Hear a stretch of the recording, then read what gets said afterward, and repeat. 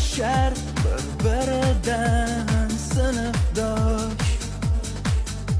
Maktab binosi ham turar xomush. Bu ko'z yoshlarga berolmay bardosh.